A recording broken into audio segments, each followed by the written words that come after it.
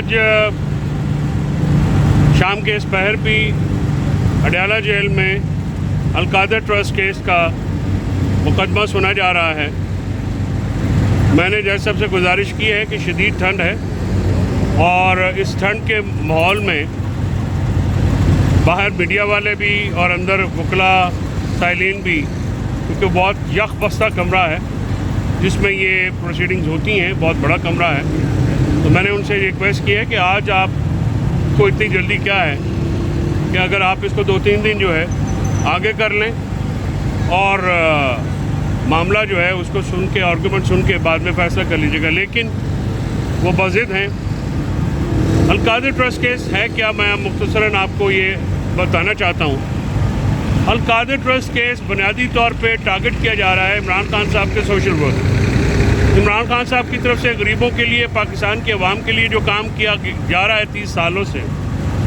اس کو ٹارگٹ کرنے کا ایک سوچا سمجھا منصوبہ ہے۔ یعنی ایک دیہات کے اندر، میرے اپنے ضلع میں چھوٹے سے گاؤں کے اندر،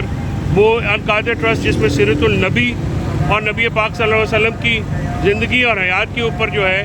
لوگوں کو یہ تعلیم دی جانی ہے، اس ٹارگٹ کو ہاتھ میں جہاں پہ 100% لوگ فری پڑھتے ہیں، القادر ٹرسٹ بنایا گیا سیرت النبی کے لیے اور سنت نبوی کے لیے، جو تعلیم ہے عام لوگوں کو، عوام کو حضرت محمد صلی اللہ علیہ وسلم کی سیرت کے بارے میں، زندگی کے بارے میں جو تعلیمات کے لیے، اس کے اوپر جو ہے یہ ایک فرضی کیس کھڑا گیا اور اس پہ جو الزامات ہیں ان کا بنیادی مقصد پاکستان میں ہونے والے جو فلاحی کام ہیں ان کو ٹارگٹ کرنا ہے۔ یعنی اس کا یہ مطلب ہے کہ اگر القادر ٹرسٹ کیس میں سزا سنائی جاتی ہے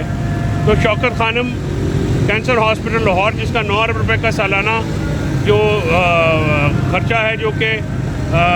نقصان ہوتا ہے، ڈیفیسٹ میں ہوتا ہے، وہ عمران خان صاحب اپنی اس کی ذات کی وجہ سے فنڈنگ ہوتی ہے اوورسیز کی طرف سے، جس میں وہ پورا ہوتا ہے۔ اس طرح شوکت خانم پشار ہے اور اب انڈر کنسٹرکشن جو کراچی والا ہے، اس کے اوپر آپ جو ہیں یہ قدغن لگا رہے ہیں۔ اسی طرح نمل کا جو پروجیکٹ ہے، جس کے لیے جو انٹرنیشنل ڈونرز ہیں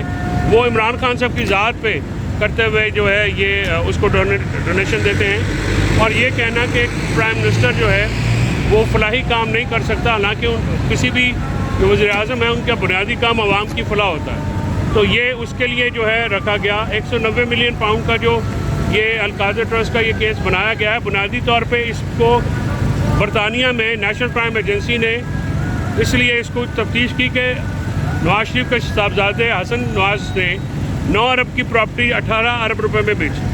تو انہوں نے کہا کہ یہ سسپیشیس ٹرانزیکشن ہے، اتنی مہنگی پراپرٹی کیسے بکی، اور علی ریاض صاحب نے یہ چیز خریدی۔ اس کے بعد بلاول ہاؤس میں زرداری صاحب نے، جو بلاول ہاؤس لاہور ہے، وہ 5 بلین روپیز کا 5 ارب روپے کا بنایا گیا جب وہ صدر تھے۔ تو یہ جو القادر ٹرسٹ ہے یہ تو غریبوں کے لیے بنایا گیا، یہ تو کسی کی ذات کے لیے ایک ٹکا نہیں جاتا، نہ عمران خان صاحب، نہ ان کی فیملی، نہ ان کی زوجہ، اس سارے کیس میں سے ایک، اور یہ پروسیکیوشن کا ایویڈنس اس سلسلے میں خاموش ہے کہ یہ کرائم پروسیڈ ہیں یا اس میں سے ایک ٹکا بھی بینیفٹ لیا گیا۔ الٹا یہ کہ یہ پیسے جب پاکستان میں آئے تو اس کے اوپر تقریباً 24 ارب روپے کے قریب جو ہے منافع بھی سپریم کورٹ کے جب اکاؤنٹ میں تھا وہ بنایا گیا ہے، اور اب وہ منافع سمیت وہ تمام پیسے حکومت کے اکاؤنٹ میں، یعنی واحد کیس ہے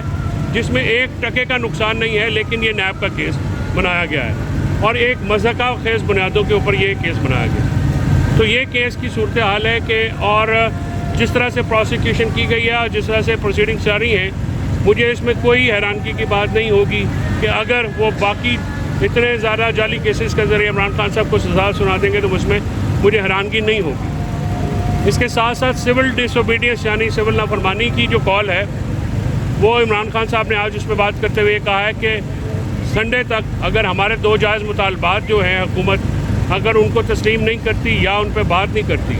تو پھر ہم سنڈے کو یہ جو ہے ہماری موومنٹ شروع ہو جائے گی سول ڈس اوبیڈینس کی۔ یا تو حکومت ہمارے ساتھ مذاکرات کرے یا ہمیں کنونس کر لے پاکستان تحریک انصاف کو کہ وہ ان 2 معاملات کے اوپر مذاکرات کیوں نہیں ہو سکتے، کیونکہ 9 مئی 26 نومبر کے لیے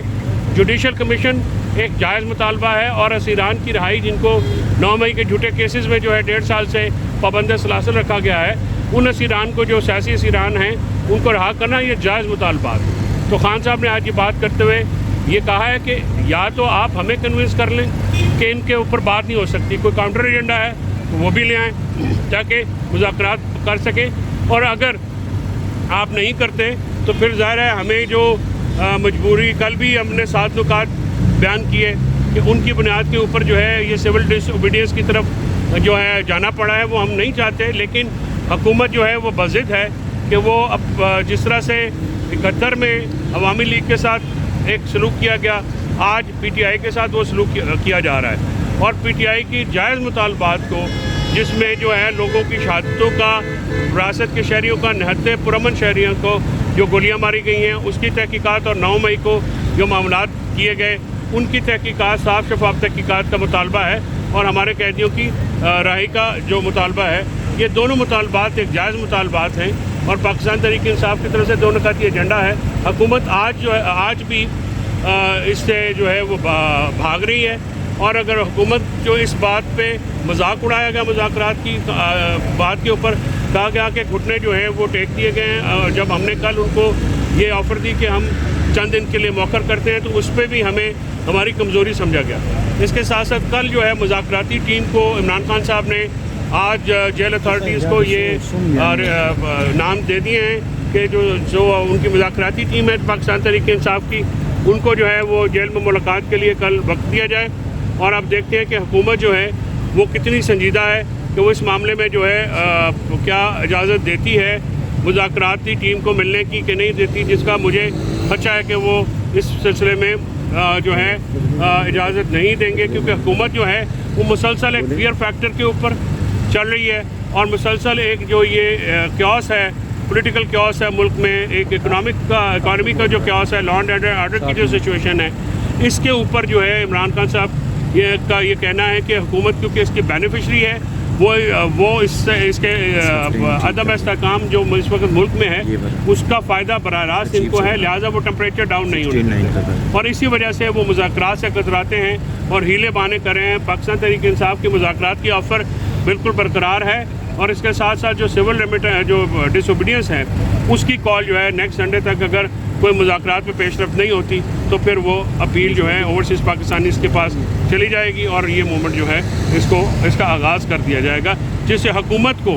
बहुत ज़्यादा नुकसान होगा। क्योंकि जब ये